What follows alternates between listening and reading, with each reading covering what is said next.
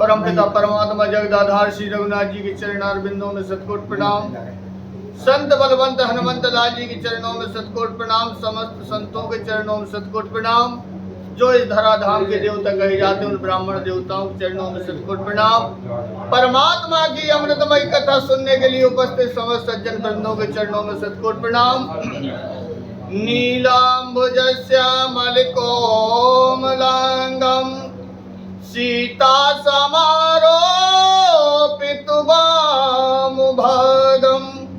पाणो महासायक चारुचापम नमामि रामं रघुवंशनाथम। जिनकी सेवा भाव के ऋणी भये श्री राम उन महावीर बजरंग बली को बारंबार प्रणाम। सारे जग को छोड़ के मैं आयो तुम्हारे द्वार। जनक लली माँ जानकी हम सब की ओर निहार। चित्रकूट कामदगिरि मंदाकिनी के तीर राम कथा होती रहे जब तक रहे ये शरीर। निश्चर निश्चर अधम मलाए करता ही दीन निज धाम। गिर जाते नर मंदमती जो न भजे श्री राम रामचंद्र की जय। परमात्मा का दो बार नाम स्मरण, क्योंकि परमात्मा का नाम लेना अति आवश्यक है।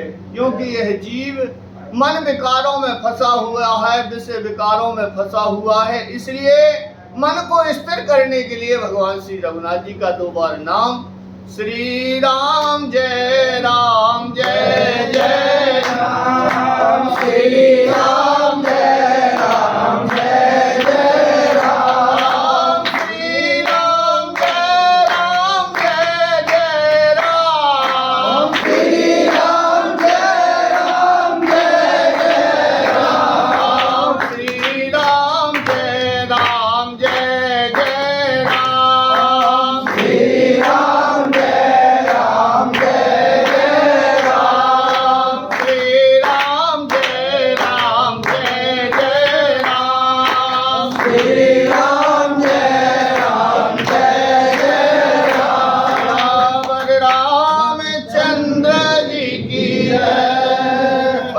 परमात्मा की असीम कृपा कि भगवान श्री रघुनाथ जी के चरित्रों को कहने और सुनने का सौभाग्य प्राप्त हुआ।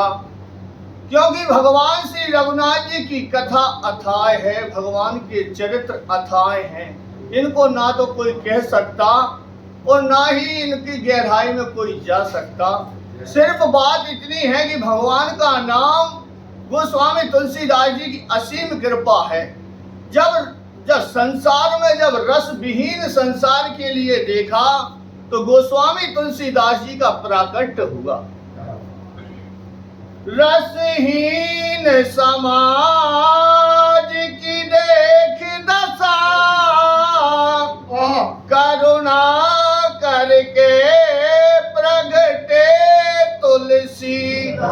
सुन के ही गांठ गई खुलसी नर नारन खो तारन पुलसी।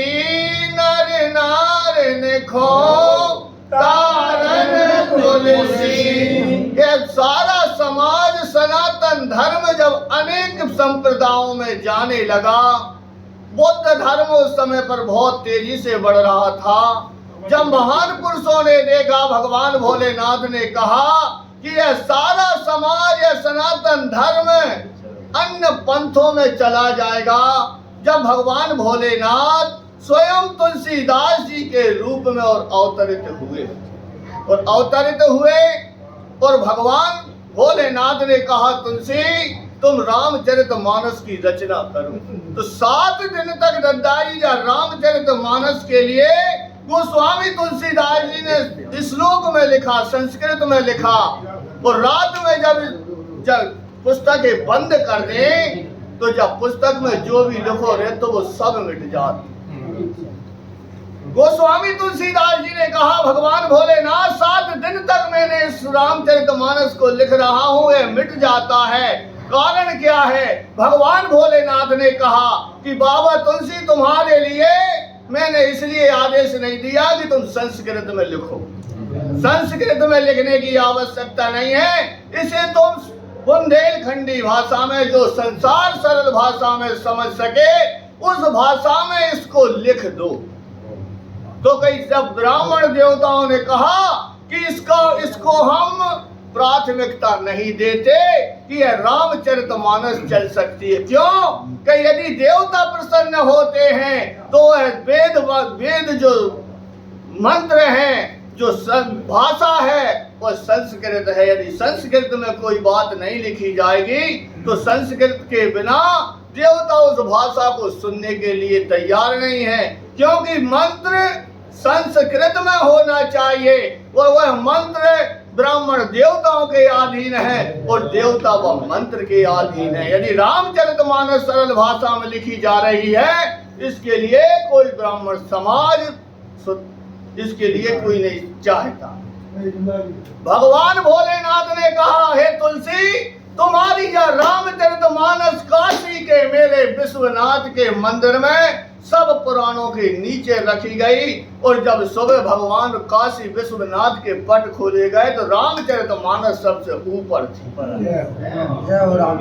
रामचरितमानस को दद्दा इतना प्रभाव है कि काशी नरेश और मगध नरेश जब दोनों एक जंगल में शिकार खेलने के लिए गए तो उनकी दोनों की आपस में मित्रता हो गई। जो ग्रंथ बहुत पवित्र है, जहाँ से बढ़ के ग्रंथ नहीं है। तो जब दोनों की मित्रता हो गई, दोनों की पत्नियां गर्भवती थी। काशी नरेश के यहाँ ऐसा नियम था कि 16 वर्ष का जब बच्चा हो जाता था, जब उसके लिंग की जानकारी होती थी कि हमारी पुत्री भैया का पुत्र होगा। क्योंकि कहीं कहीं के राजाओं में ऐसा था कि यदि पुत्र की घोषणा कर देते थे तो ऐसा ना हो कि एक ही पुत्र है और उसी का भी कोई अंत कर दे, क्योंकि द्वंद्व ज्यादा होते थे। जब 16 वर्ष के बाद में जब काशी नरेश ने पूछा कि मेरे यहाँ हे रानी अपने यहाँ पुत्र हुआ कि पुत्री, जबकि मगध के राजा को पहले पता चल गया तो हमरे तो पुत्री हुई। तो काशी नरेश के लिए जब पता चला कि हमारे घर में पुत्र ही हुई है, तो उनकी दोनों की पहले शर्त थी यदि तुम्हारे यहाँ पुत्री हो गई तो और हमरे तो पुत्र तो भी संबंध पक्को, और हमरे तो पुत्र हो गए तुमरे तो पुत्री हो गई तो भी संबंध पक्को।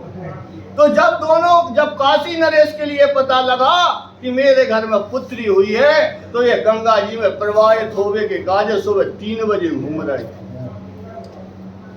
गोस्वामी तुलसीदास जी स्नान करने के लिए जा रहे थे और गोस्वामी तुलसीदास जी ने कहा कि हे राजन, आप गंगा जी के तट पर क्यों घूम रहे हैं? उन्होंने सारा वृतांत सुना दिया। गोस्वामी जी ने कहा महाराज, चिंता करने की आवश्यकता नहीं है, आप राज्य भवन के लिए लौट जाएं और नवा पारायण उसी दिना से गोस्वामी तुलसीदास जी ने प्रारंभ किया। 9 दिन तक जब उस एक कटोरी में जल को रखा गया और पूरी नवा पारायण जब रामचरितमानस को कहा और उस दृष्टि उस जल पे रखे रहे और उस कन्या के लिए जब पिलाया गया तो वह पुत्री से पुत्र में परिवर्तित हो जाती। ऐसी जो रामचरितमानस है, परंतु जब रामचरितमानस भैया सुनने की और समझने की बहुत आवश्यकता। और कथा चल रही है केवट प्रसंग। तो केवट प्रसंग तो ऐसा है जो महान भावों ने निकाला होगा, वह तो मुझे ऐसा लगता है कि वह सब गुरुमुखी हैं, क्योंकि केवट तो वह है जो इस भाव सागर से इस जीव के लिए पार लगा दे। यहाँ तो भगवान पार उतरना चाहते हैं, भगवान भी इस संसारिक जीव से कहना चाहते हैं, उपदेश देना चाहते हैं कि भैया घाट पे 1000 केवट थे, 1000 निषाद थे, परंतु इसी केवट का भगवान ने निहोरा क्यों किया? क्योंकि इस जीव को यदि भवसागर से पार जाना है तो केवट से प्रेम तो लगाना पड़ेगा, क्योंकि महान पुरुषों ने कहा है कि पार उतरना जो भी चाहे वो सो केवट से नेह लगा वह केवट हम सबके बीच में गुरु है। यदि गुरु इस भवसागर से पार लगा सकता है, या परमात्मा की कृपा हो या संत की कृपा हो, तो यह जीव पार हो सकता है। नहीं तो ऐसी जगह में अपना अवतार हुआ है, मनुष्य देह पा करके भी उस परमात्मा को छोड़ करके उस माया रूपी प्रपंच में इतना जीव बन गया है कि भवसागर पार होना भगवान की जय। उस गुरु की कृपा जब तक इस जीव पर नहीं होती, तब तक यह जीव उस परमात्मा से मिलना तो दूर, उसकी तरफ चलने के लिए तैयार नहीं है। यदि गुरु ऐसे इस मार्ग में है तो भगवान को पाना बहुत सरल हो जाता है। यहाँ पर यही संकेत करते भगवान श्री राम कि भैया, जब कलिकाल से यदि पार होना चाहते हो तो अपने अपने गुरुओं की बात को दृढ़ता से पकड़ लो। तो जिन्होंने दृढ़ता से पकड़ लिया है वो इस कलिकाल से पार हो गए। आज हनुमान जी लंका में हैं, या शरीर रूपी लंका में विभीषण अकेले रह रहे हैं, तो हनुमान जी से क्या क्या बता रहे हैं? हनुमान जी, सुनाऊ पवन सुत रहने हमारी, और जिम दसनन में जीव विचारी। जैसे 32 दांतों के बीच में जीव है, उसी प्रकार इस लंका में मैं रह रहा हूं। तो क्या मेरे लिए भगवान दर्शन देंगे? हनुमान जी ने कही बिल्कुल नहीं देंगे, बिल्कुल नहीं मिलेंगे हनुमान के। क्यों? कि माला फेरने से जितना फल मिलता है उतना काम तुम्हारा चल रहा है। कि क्यों? कि राक्षसों के बीच में तुम स्वतंत्रता से रह रहे हो, अपनी स्त्री के साथ, अपने बच्चों के साथ। इस लंका में यदि जीव के घर में माला कोई फेर रहा है तो उसका घर अच्छे से चल सकता है, इतना ही हो सकता। तो कहीं मोर भगवान हनुमान जी ने कही मोर दर्शन प्रभु न दे, कहीं नहीं दे। कहीं कहा है कि तू जितनो काम कर रहा हो उतनो लाभ तो मिल रहा हो, माला फेर रहा हो, सुख से रह रहा हो, सारे संसार में सब कुछ हो रहा हो, तेरे घर कोई आपत्ति विपत्ति नहीं आ रही। परमात्मा की इतनी कृपा का काम है।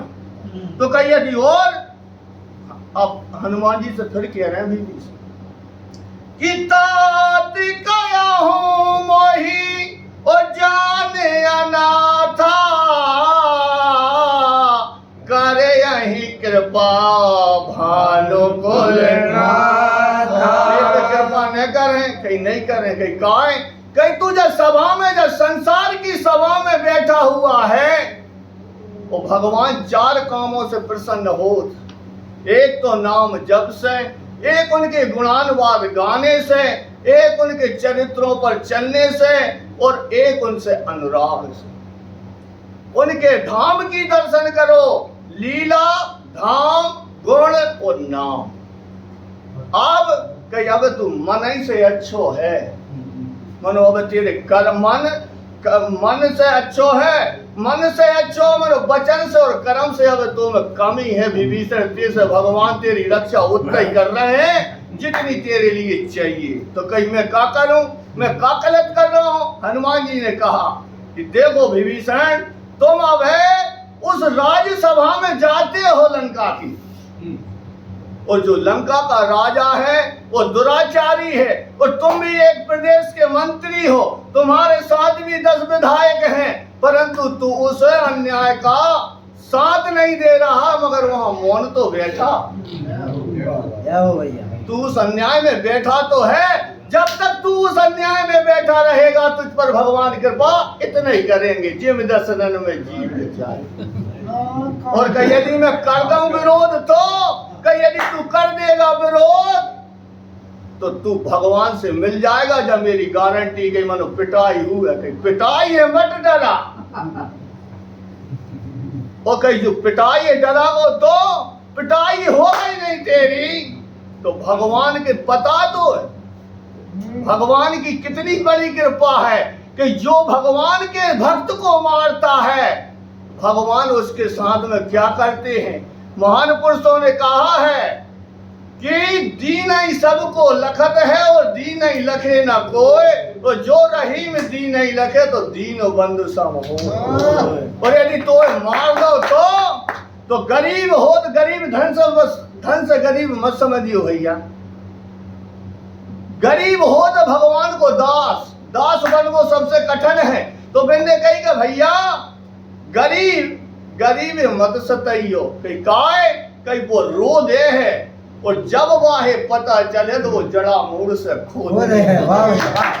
इसलिए विभीषण जिस दिन उस परमात्मा को पता चल जाएगा तू मन से और वचन से और कर्म से मेरा है, तो वह लंका जड़ा मूड़ से खोवे में टेम नहीं लगा। कौन हो गए थे मन से वचन से कर्म से?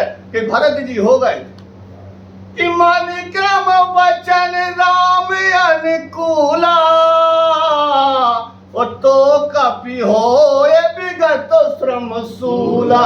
मन से और वचन से कर्म से भगवान के भरत जी साधु हो गए थे। इसलिए अभी तुम साधु तो हो मनो वचन और कर्म से नहीं। तो कहीं अब हम बोल हैं कल तो जान के लंका की सभा में बोली तो माता जानकी वापस कर दो, तो कही यही है वो लात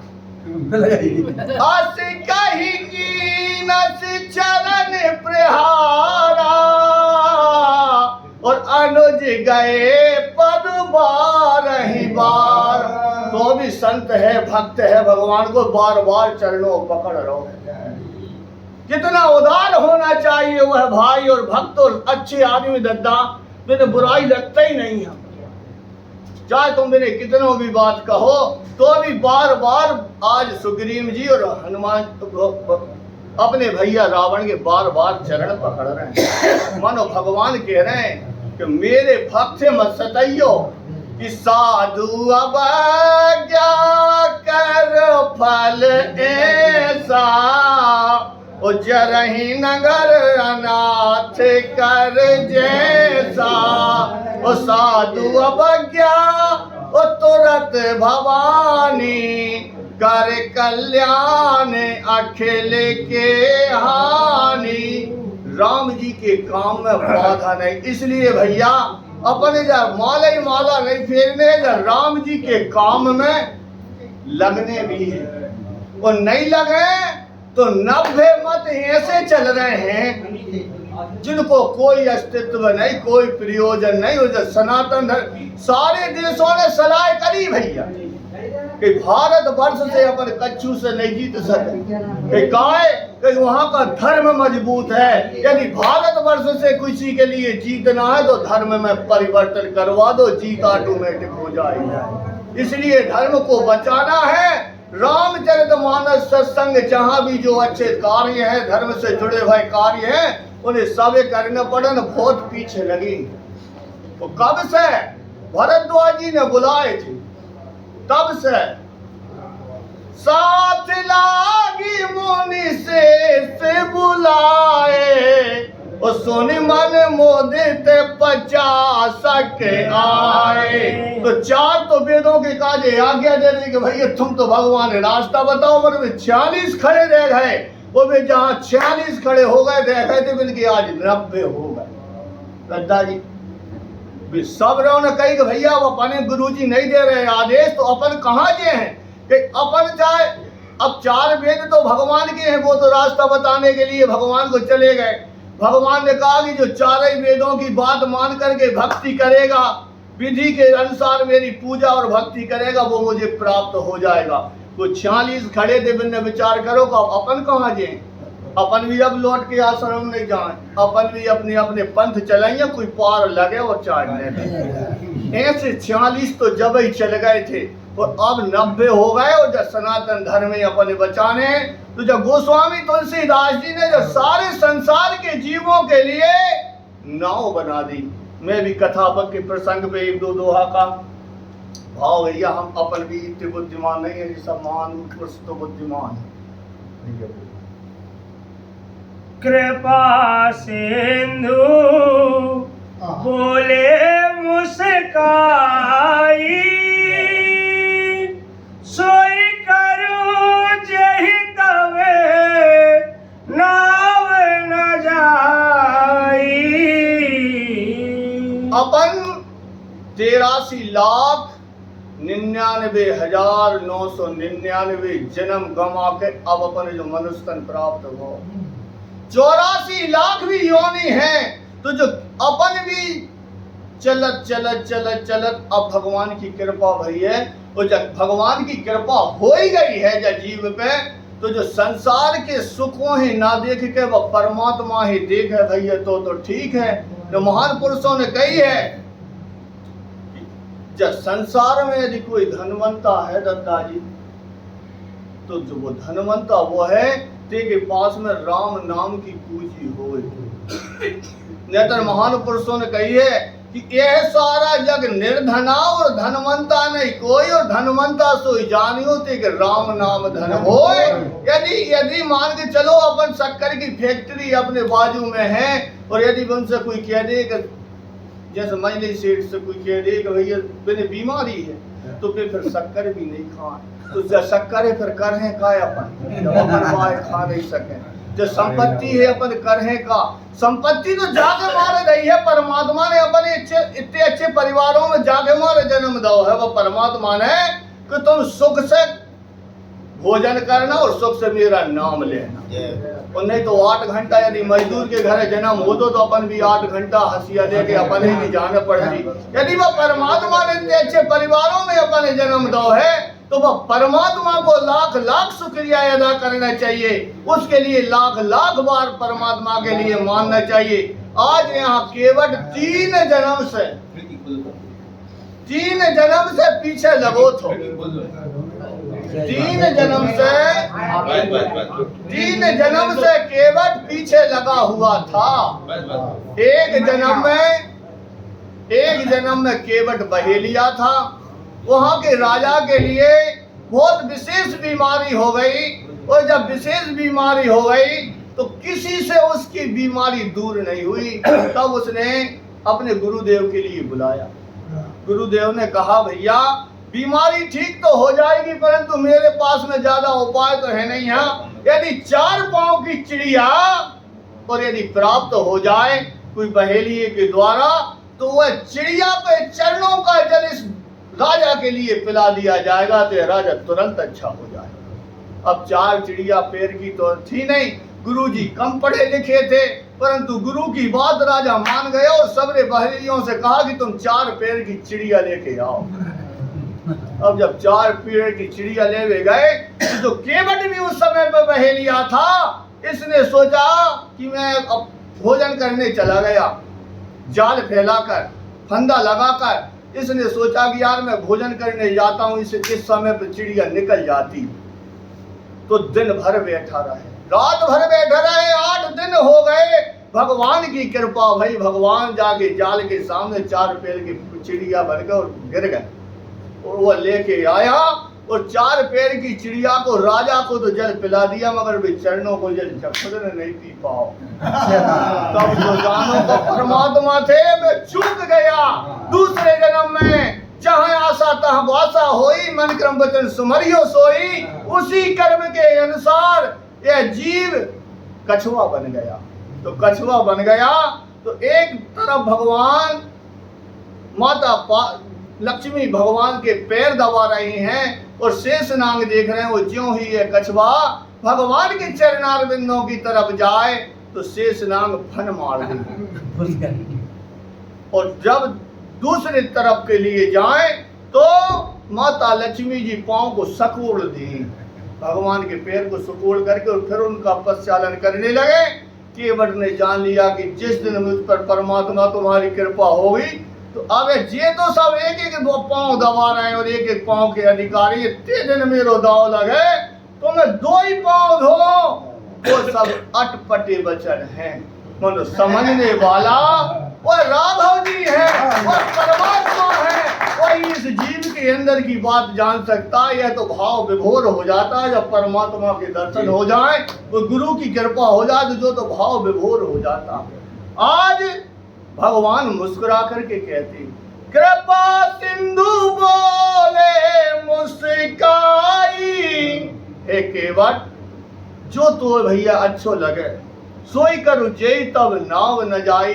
तेरी नाव स्त्री ना बन जाए, तेरी नाव में किसी प्रकार का जादू ना हो जाए, तेरी जो इच्छा हो सो तू तेरे हिसाब से कर सकता है। मेरी तरफ से पूर्ण स्वतंत्रता है जी। बेगियानु जल पाए पखारू, होत विलंब उतार ही पारू।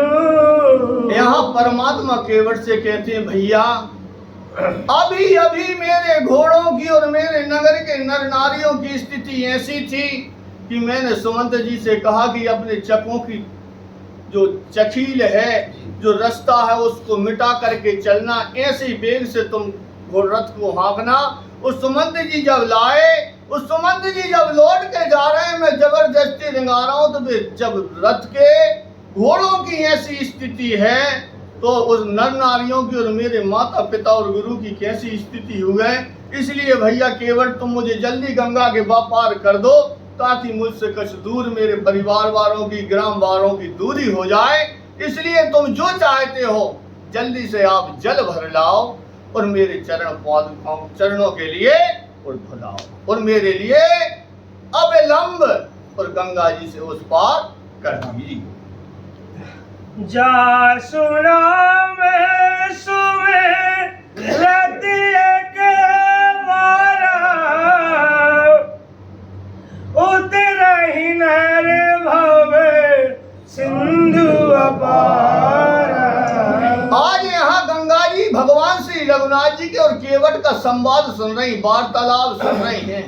केवट कह रहे हैं कि मैं पाँव धोए हूँ, भगवान कह रहे हैं मुँह विलम्ब हो रहा हो, इसलिए प्रभु मेरी केवट मेरी नाव में न जाओ, तन्नक नीचे से कमर और घूंटे वहां से उतर जाओ। ऐसी क्या बात है, यदि तुम मुँह से पाँव नहीं धोवान चाह रहे तो तुम थोड़े से नीचे से उतर जाओ। आज यहाँ माता गंगा के लिए थोड़ा अहम हो जाता, अहम हो गया। माता कह रही है गंगा कि जासु नाम सुमरति एक बारा, उतरे नरभव सिंधु अपारा।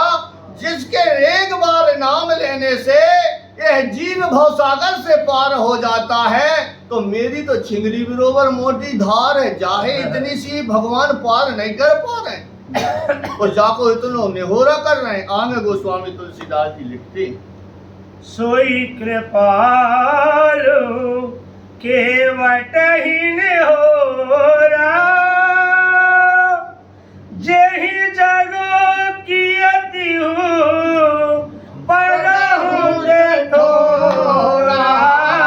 आज भगवान श्री राम जी की इस वार्ता को सुन के गंगा जी कह रहे हैं कि इतनी सी मेरी छोटी सी धार के लिए, पार होने के लिए, और भगवान आज इस केवट का इतना निहोरा कर रहे हैं, इसका इतना निहोरा कर रहे हैं। जो परमात्मा ने तीन पग में और सारे विश्व और ब्रह्मांडों को नाप लिया था, क्या इतनी सी पतली और मेरी गंगा की धार को भगवान पार नहीं कर सकते? और इस केवट का इतना निहोरा कर रहे हैं। पद नखने रखी देव सरिहर सी, सुन प्रभु वचन मोह मति कर सी।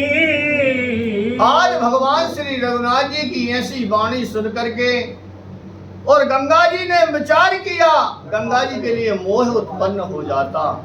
जब मोह उत्पन्न हो जाता है, यहाँ पर गोस्वामी तुलसीदास जी कहते हैं कि सुन प्रभु वचन मोह मति करसी, और पग दख नरक देव सरी हर्षी।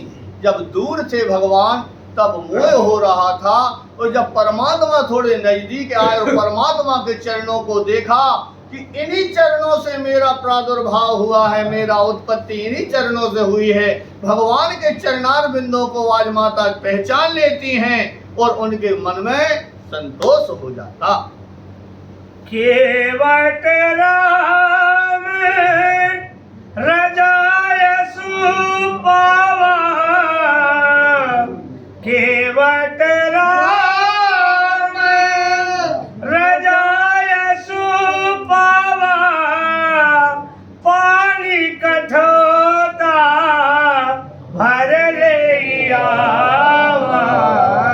तब भगवान भोलेनाथ कहते हैं, हे पार्वती, जिस जीव के अंदर अहंकार हो जाता मेरे राघव जी, उसके अहंकार को नष्ट कर देते। अभी भगवान अपने मुख से कह रहे हैं, वेग आन जल पांव पखारो, होत विलंब उतारहु पारौ।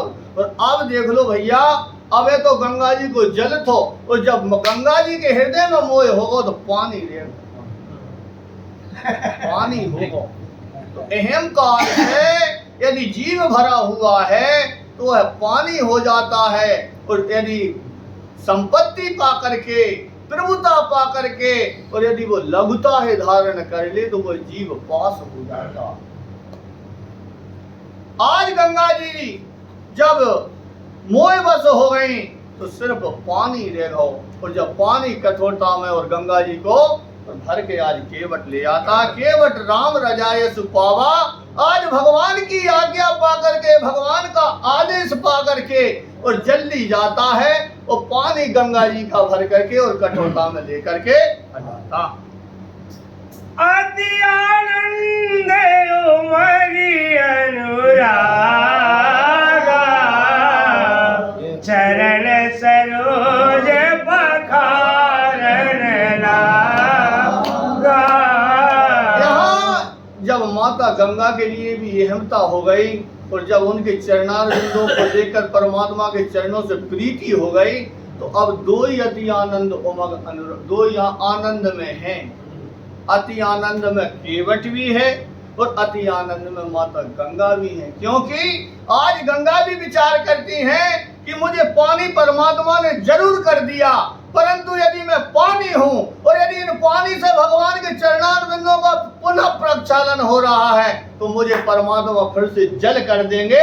यह बात माता गंगा के हृदय में भी है। और अति आनंद उमग अनुरागा, और चरण सरोज पखारन लागा। केवट 3 जन्म से दादाजी राजा जनक जी ने जब सोने के थाल में बड़ा भगवान के चरणारविंद धोए हैं, तो भगवान ने जनक जी से एक ही पांव धोआओ।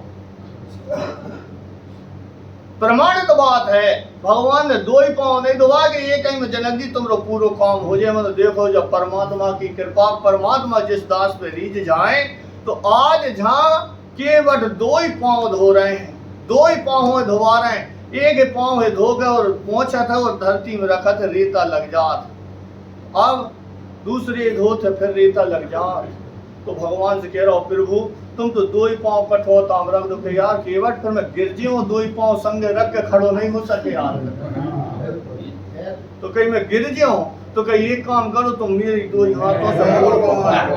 केवट जान हो गया था कि मुझे अब दोनों काम करना है। तो तभी तो भगवान माता जानकी की तरफ लखन लाल जी के लिए टेढ़े देख रहे हैं। देख लो अब जाकी कला, जो एक पातर मच्छी खाने वाला, तो जो मेरो है, तो जो मेरे 2 चरणों में हो रहा वहां के बनवे की आवश्यकता है, बन जाए बस, बनवे की बात है। आज भगवान श्री रघुनाथ जी दोनों चरणों के लिए और चलाते हैं, और गोस्वामी आगे लिख रहे हैं, बरसी सुमन सुर सकल से हाई,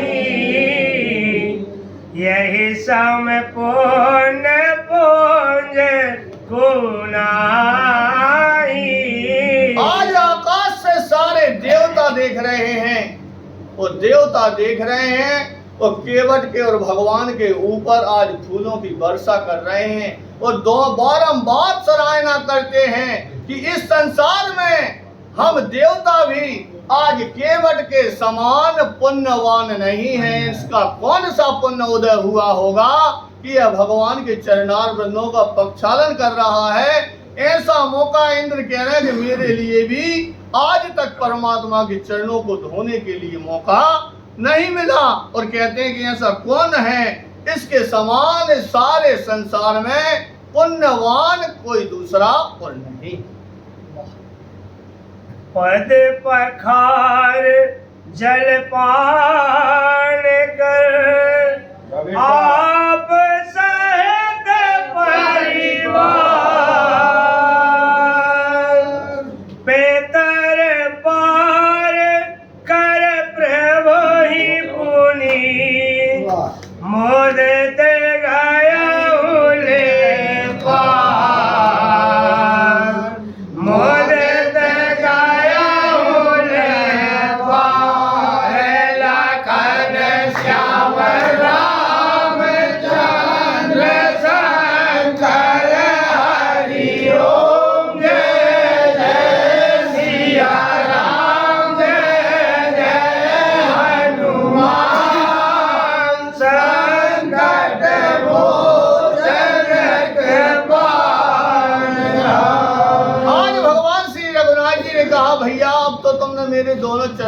धो लिया, अब मुझे जल्दी से पार कर दो। भगवान श्री राम जी के लिए केवल उत्तर देते, हे प्रभु, अभी मेरी लाइन में जो पहले आ गए, मेरा एक धर्म विशेष है कि मेरे घाट पे जो पहले आधवा है, पहले उतारो जात है, और तुम बाद में आए होते इस तुम्हें बाद में उतारो, अब तुम लाइन में लग जाओ। कहा भैया हमें तो कोई नहीं दिखा रहा हो, हम चार के अलावा निषाद राज और सीता और लक्ष्मण और मेरे अलावा जहाँ कौन है? तो कह रहे हैं नहीं प्रभु, अब जो मेरे पहले लाइन में लगे हैं मेरे पुरखा, बिन्हें पार कर वे वो मौका मुझे आज ही मिलो प्रभु। ते पहले जो लाइन में मेरे पुरखा लगे हैं, पितृ लगे हैं, उनके लिए मैं पहले उतारूंगा और फिर स्वयं मैं अपना जीवन को कृतार्थ करूंगा, के बाद में आपको नंबर है। तो पहले स्वयं ने पान किया, अपने पितरों को वह जल पिला करके और उन्हें वहां अपने पितृलोक से मुक्त किया, वैकुंठ को भेजा, अपने परिवार के जनों को भगवान ने पिलाया, गांव के जितने भी दादाजी बोल रहे थे, जितने भी उसके समाज के थे और ग्राम के सब इकट्ठे हुए थे, उनको पिलाया और फिर उसने पिया। और फिर भगवान श्री रघुनाथ जी से कहता है कि हे परमात्मा, अब मैं नाव ला रहा हूँ और पाँव में आप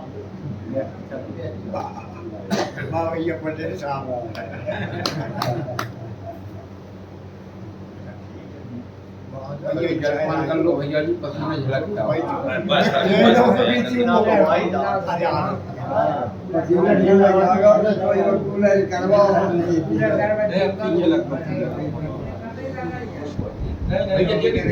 भैया